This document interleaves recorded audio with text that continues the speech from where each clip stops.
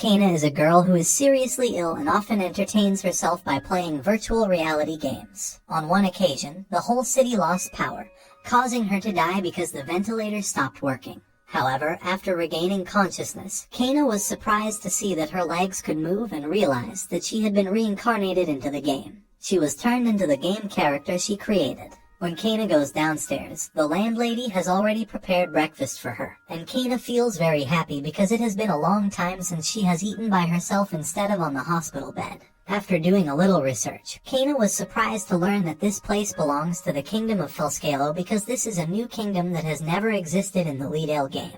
She realizes that this world is the future of that game, 200 years later. Having just returned to the room, Kana opens the character status panel to check her stats. Name, Kana. Level 11-0. Race, High Elf. Title, Skill Master No 3. Kana wonders if her 12 friends are stuck in this world like her. It is just getting dark when Kana uses light magic to light an oil lamp. The landlady's daughter, Lit, was surprised because it was her first time seeing magic. When Kana goes down to the dining room, she sees a lot of people gathered here for dinner, looking very happy. The landlady prepared an extremely delicious meal for her. Kana is planning to find her base in the game, called Silver Tower. When everyone learned of her intentions, they were very scared because that place was the residence of the Silver Ring Witch, who was said to be very cruel. People don't know that the Silver Ring Witch is Kana. In the past, Kana used to bully other players, so they gave her that name. The next morning, Kana sets out to find her silver tower a little way from town. She uses a guardian ring to activate teleportation to the guardian tower. The guardian of Kana's tower is an NPC shaped like a stone statue. It is very angry because Kana has disappeared and hasn't contacted her for the past 200 years. She says that Kana's son had come here to look for her 60 years ago, which makes Kana very confused because she is still unmarried and doesn't have any boyfriends. However, Kana suddenly remembers that Scargo is an NPC she created. In addition to Scargo, she still has an elf daughter and a dwarf. Soon after, Kana transfers some magic power to the Silver Tower to help her active again. She says that her friends' towers have all been deactivated, so she tells her to reactivate those towers when she has time. On the way back to town, Kana suddenly sees a hunter being attacked by a bear, so she rushes to kick the bear with great strength to rescue the hunter. Kana brought the bear's meat to treat everyone in town. That night Kana had a good time drinking with them. As soon as she wakes up, Kana feels very dizzy because her alcohol tolerance is quite poor, so she swears never to touch alcohol again.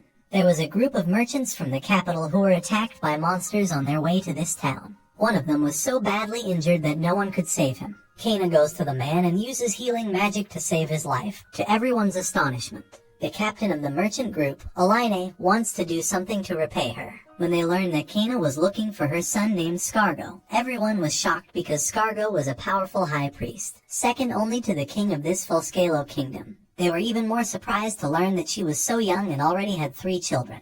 Kana asks Aline to take her to the kingdom's capital. After saying goodbye to everyone in the town, Kana followed Aline's caravan. Upon arriving in the capital, Kana was amazed at the magnificent beauty of this place. Aline takes Kana to an inn owned by him so that she can rest. However, Kana immediately runs to the church because she wants to see her son Scargo again. But the nuns there ask Kana to make an appointment in advance. Kana is walking along the shore when she hears voices coming from the shipyard. When she goes inside, she accidentally meets her youngest dwarf son, Cardats. She gently pats Cardats's head because it has been a long time since she has seen her youngest child. But Cardats was very embarrassed because he was more than 200 years old now and not a child anymore. Immediately after that, Kana goes to the city's guild hall to submit an application to be an adventurer. Her first quest is to provide a healing potion to someone, so she pulls out a pink potion of her own to complete the quest. As soon as she came out of the guild hall, a man and a girl suddenly approached her. The two of them want to ask Kana to help find a boy who is the prince of this kingdom. This night, Agato kept winking at Kana, which made her feel very uncomfortable. Agato sends a girl named Lanti with Kana to find the lost prince, and they are surprised to see the prince climbing on a clothesline to catch a cat. But the boy suddenly slips and is falling out of the rope, so Kana uses a flying spell on the prince to save him. As soon as he sees Lanti, the prince runs away because he doesn't want to return to the palace. Kana immediately pursues the boy, so he has to row a boat to escape. But the boy panics when he sees Kana running on the water. After capturing the prince, Kana hands him over to Agato and Lanti. Agato gives her a bag of gold as a reward for the quest just now. That night, having just returned to the inn, The people here asked Kana to drink with them. Despite vowing to quit drinking, Kana couldn't deny their enthusiasm. Scargo and Mai are very happy to know that their mother has just arrived in this city. Kana goes to ask Aline and his mercenary arbiter for information about her friend's towers. They have seen such a tower in the northern Hellspur Kingdom. Kana has just arrived in the Adventurer Guild, suddenly receives an invitation letter from the Royal Academy. So she asks Lanti to take her to the academy since Lanti is also a student there. It turns out that her daughter, Mai, is the principal of this academy. Having just met her mother again, Mai began to wheedle, making Lanti extremely surprised. But Kana pushes Mai away because her daughter is now the principal of the academy. Mai takes Kana to meet an alchemist, who is her husband. Her husband thought that Kana was just a young girl, but he did not expect this girl to be his mother-in-law. It turns out that Mai's husband wanted to meet Kana to ask about the healing potion she gave to the Adventurers Guild because there's no one else in this world who can make such a high-level potion anymore. So he begs Kana to teach him how to make the healing potion. When she returned to the Adventurers Guild, Kana received an exorcism quest in the arena of the city. She immediately goes to the arena to deal with the ghost. But Kana doesn't know that the prince is secretly stalking her. She summons a 3-headed dog to patrol around the place, grills some meat to eat in the middle of the arena, and waits until the ghost appears. But while on patrol, Kana's dog caught the prince hiding in the stands. It turns out the prince wants to follow Kana to investigate why she's so strong. The whole capital knows that she is the mother of Priest Scargo and headmistress Mai. The prince lay waiting for the ghost in the arena with Kana until the night. Just then a hazy white shadow appeared in front of Kana, but she saw her guardian ring reacting to the white shadow, and discovered that below the arena is the guardian tower of her friend. Once inside, Kana transfers magic power to a withered tree to help the tower work again. After being fully charged with mana, the tower's guardian appears to greet Kana. Kana learns that her friend left the tower a long time ago, and she realizes that they quit the game because the publisher closed it. The guardian hands over ownership of the tower to Kana at the behest of her friends. Kana tells the guardian to stop showing up like ghosts to scare everyone in the arena. However, she was upset and locked herself in the room because her friends were no longer in this world. Agato has told Scargo that Kana has been locking herself in her room for the past few days, so Scargo frantically rushes to the inn to check on her health. However, upon seeing Scargo, Kana was shocked because he was so weird. She angrily punches him, pinning him to the ceiling. Mai called someone to put her brother in a coffin and bring him back to the palace. The siblings discuss among themselves why Kana was so bored. Scargo assumes that he was punched by his mother because the clothes he is wearing are too deplorable, so he transforms into another outfit that looks even more flamboyant. However, Cardatz has just walked out into the street when he sees Kana happily eating barbecue. Turns out she was annoyed because Scargo always used the rose scatter skill like a pervert. Cardatz says that whatever his personality is, he is her son. Kana realizes that although her friends are no longer here, she still has 3 children who always care for and love her very much. Soon after, Cardatz takes Kana to the palace so she can make up with Scargo. But as soon as she sees him, she kneels to apologize, making Scargo and Mai were very confused. The 3 of them also apologize to Kana for upsetting her. However, Kana suddenly tells Cardatz to go outside so she can talk to the other 2 alone. She taught Scargo and Mai a lesson because they always act like kids. The next day, Aline asks Kana to escort his caravan to the Hellspur Kingdom in the north. She agrees because she also wants to find her friend's tower there. Before leaving, Cardatz and Mai also go to the city gate to see their mother off. Mai asks Kana to deliver a letter to a man named Karik in Hellspur. As soon as they got out of the city, they suddenly met a large river blocking the way, and the only bridge across this river was destroyed by a storm a few days ago. Kana uses her skills to walk on water to help Aline's caravan cross the river. However, one horse in the group was unfortunately killed by a giant larva in the water, causing the whole group of merchants to stop because of the lack of a cart horse. Kana summons a centaur and a 3-headed dog to help them. But as soon as they see these 2 monsters, everyone is amazed. The centaur doesn't want to work like a lowly horse, so Kana summons a cute giant pig to help them pull the cart. As soon as they arrived at the Hellspur Kingdom's checkpoint, they encountered a group of bandits.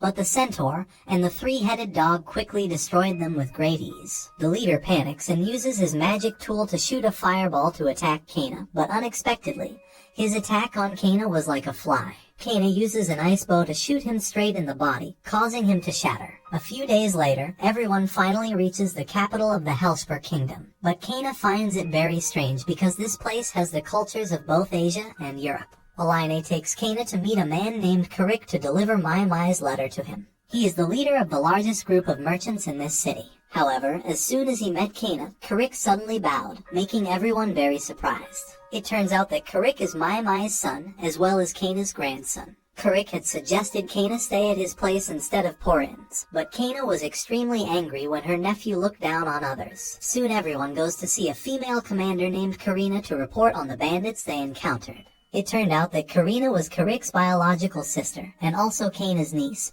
so she quickly apologized to her grandmother for her brother's incorrect way of speaking.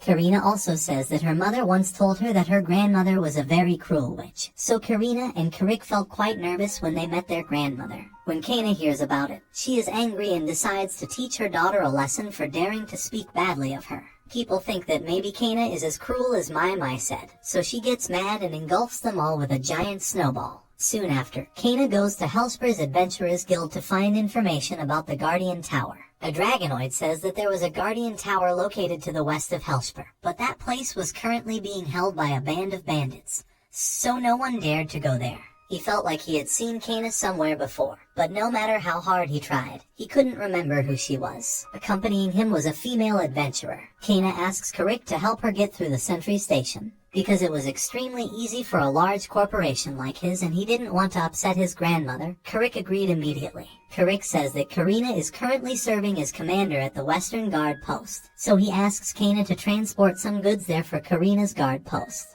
The next day, Kana set off very early with a Karik truck. She summons a giant crab to carry her to the guard post. Later that day, Kana delivers the goods to Karina's barracks, but her barracks are suddenly attacked by an army of golems, so Karina quickly orders her soldiers to go out to fight them. However, their swords are completely useless against the golem's steel-hard bodies. Seeing that Karina is in trouble, Kana goes out to help her. She uses a lightning spell to attack that causes the golems to turn to ashes in a matter of seconds. But Kana asks Karina to keep the fact that she defeated the golems a secret because she doesn't like being famous. She heads west to find her friend's tower. She suspects that the person who created the golems was definitely a player, and that he might be the leader of bandits roaming the west of this country. The next morning, Kana reaches the tower in the middle of a very large lake, but she suddenly sees a large group of bandits standing by the lake's edge.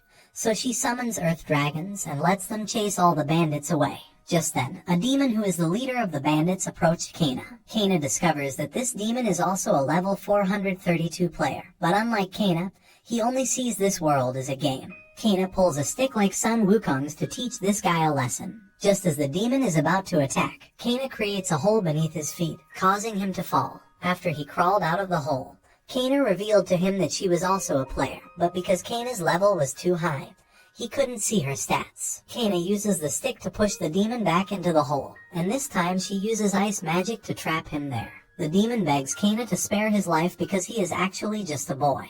However, Kana still decides to end the demon because he is too dangerous for the people here. But Karina suddenly appears and stops Kana because Karina wants to bring him to the capital so that the court can handle him according to the laws of Hellspur. Kana thinks it is impossible for someone like Karina to escort this level 432 demon, so she gives him a necklace that reduces his strength by 90%. After making sure he wouldn't pose any danger to her niece, Kana let Karina escort him to the city. Immediately after that, Kana uses the Guardian Ring to teleport into the guard tower in the middle of this lake. She infuses magic power into a throne in order to get the Guardian here working again. The Guardian of this tower is an extremely arrogant skeleton. She gives Kana the tower's Guardian Ring along with a strange book. Her owner told her to give these to Kana when she got here, but Kana is surprised to find that inside the book is a tiny fairy. After helping her friend's tower become active again, Kana quickly leaves. This little fairy refused to speak, so Kana has no idea what this little girl is like. Having just returned to the capital of Hellspur, the two grandchildren give her a bag of gold because she defeated the dangerous bandits. But she still wants them to keep the fact that she was the one who defeated them. She is very much looking forward to returning to Felscalo to punish Mai Mai for daring to speak badly of her. The next day, Kana followed Aline's caravan back to the kingdom of Felscalo. Upon returning to Felscalo, Aline invites Kana to join his merchant guild, but Kana declines his invitation because she prefers to work alone. She goes to the Adventurers Guild to take a bear hunting quest for the restaurant. As Kana is leaving the guild, a male adventurer seems to have recognized her. Kana is just going out when she suddenly sees Lonti with a girl named Mai coming to meet her. It turned out that Lonti wants Kana to escort her and Mai out of this city. Kana realizes that Mai is the princess of Felscalo who wants to go out. However, Kana still agrees to escort Mai and Lonti and take them on a bear hunt with her. Kana uses magic to push the trees aside so that they can more easily enter the forest. That night, everyone has a campfire inside the forest to eat dinner together. But these two children show fear when they see Kana summon a three-headed dog to guard them. The two girls are surprised to learn that Kana is hunting a one-horned bear. Soon after, Kana uses earth magic to design a hot spring bath. During the chat, Kana realizes that Mai has feelings for Scargo. Lonti and Mai are shocked to see Kana summon a white dragon, but Kana says that the dragon is not dangerous because it is her summoned beast, so she uses it as a bed. Mai says that every time she goes out, she has to be accompanied by bodyguards. So this is the first time she can go out and spend the night camping like this with friends. Lonti also tells Mai that her younger brother was once captured by Kana in one of his escapes. The next morning, Kana easily defeated a bear, much to Mai and Lonti's astonishment. It took a team of knights to defeat the bear, while Kana could defeat it with just one hit. Kana puts the bear in an item chest to bring it to the city. Meanwhile, the captain of Felscalo's knights goes to the Adventurers Guild to find Kana. An adventurer recognizes the captain as a player named Shining Saber. It turns out that the adventurer Coral was also a player from the same guild as him. But after entering the game, the members got lost. Mai's husband is trying to learn how to make high-level healing potions according to Kana's method. But no matter how many times he does it, he can't make that high-level potion. When dumping the potion into the landfill, a strange reaction suddenly occurred and turned the trash there into a giant penguin. After defeating the one-horned bear, the fairy tells Kana to return to the city. Looking at the fairy's attitude, Kana realizes that the city is in danger, so she summons a white wolf to drive the group back to the city immediately. Meanwhile, the monster has started attacking the people inside the city. Shining Saber states that this penguin is an event boss in the game, so they will need 200 players at level 300 to defeat it. Right after that, Shining Saber and Coral charge at the penguin, but the monster easily defeats them with a simple slap. They stand up to continue the battle when a rock crashes into the face of the monster. Scargo is glad to hear that Kana is back. Kana creates a lightning that contains tremendous power to burn the monster. But she doesn't want to be famous, so she casts that spell from quite a distance. Kana realizes that the monster has appeared because Mai's husband's healing potion reacted with some of the ingredients in the landfill. She asks Mai not to let anyone near this dump because she is afraid that bad guys will use it to create monsters. After the monster was defeated, Scargo gave Mai a rare metal drop from the monster. But Kana's equipment is already full, so she doesn't know what to use it for. She decides to make Coral a sword because he also helps fight the monster. The next day, Coral and Shining Saber reveal to Kana that both of them are players, and they are surprised to learn that Kana was a member of the Green Cheese Guild because that guild is made up of members who have the same power as the administrators in the game. But they are even more surprised to learn that Kana was the Silver Ring Witch. Kana gives Coral the sword she has promised to make for him. Coral and Shining Saber are surprised because it is one of the most powerful weapons. So Shining Saber is very jealous and begs Kana to make him a sword like Coral's. Soon after, Kana asks the two young men to befriend her for convenience. She asks them for information on the locations of the other towers. Coral has pointed out to her the location of a strange palace located on the bottom of the sea nearby.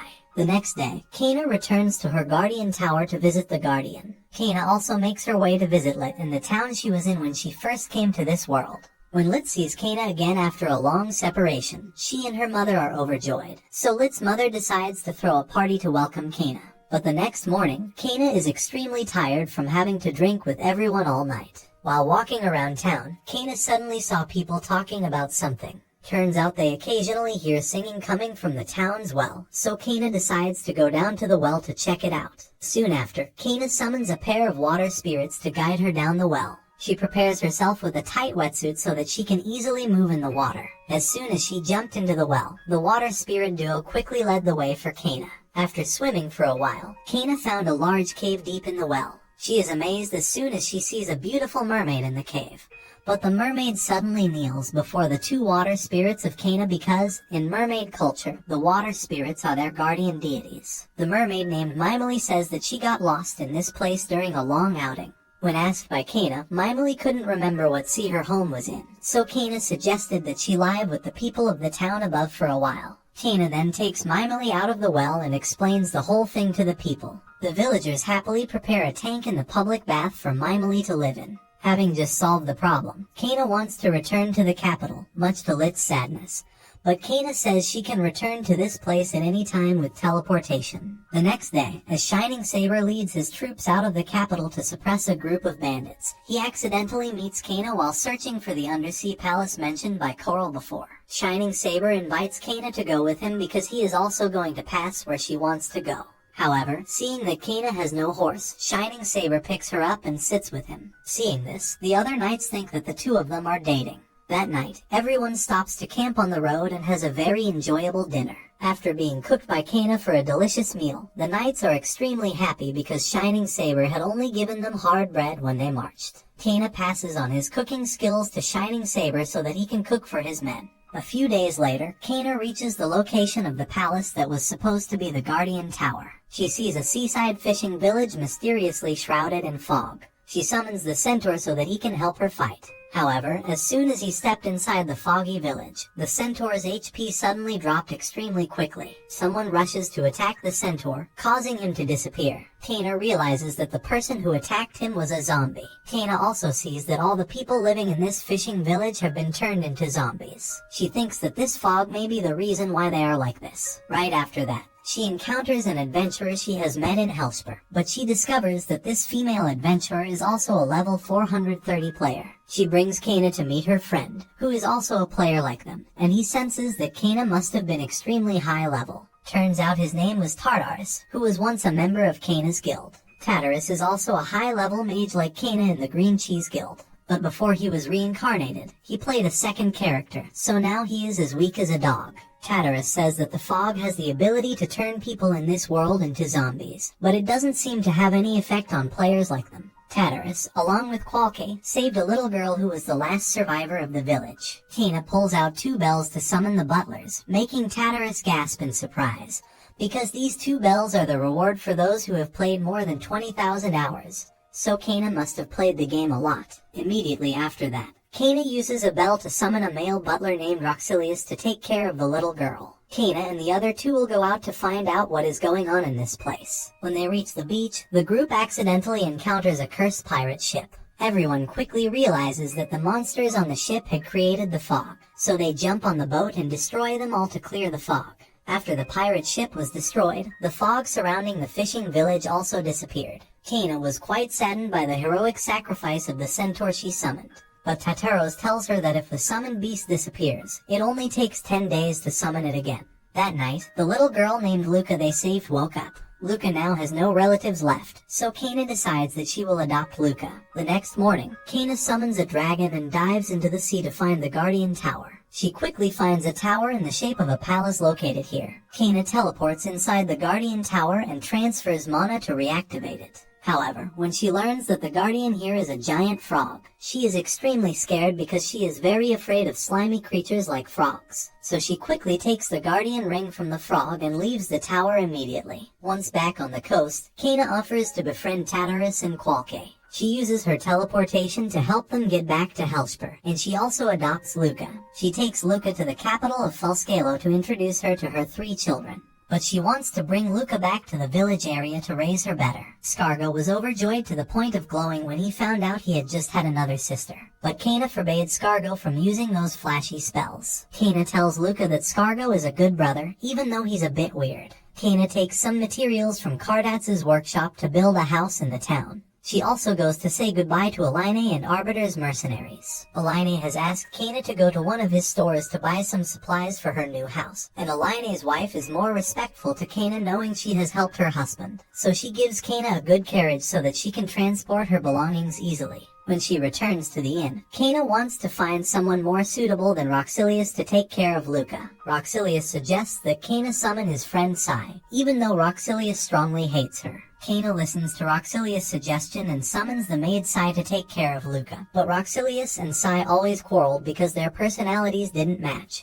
So Kana angrily taught them a lesson. The next morning, Kana summons a wooden horse and puts it into her carriage. They use the carriage to return to Lit's town and plan to live there. Lit and her mother are surprised to learn that Kana has decided to live in their town. Lit and Luca quickly became friends and happily talked because they were about the same age. Ninely also opened a laundromat to wash people's clothes with her water magic.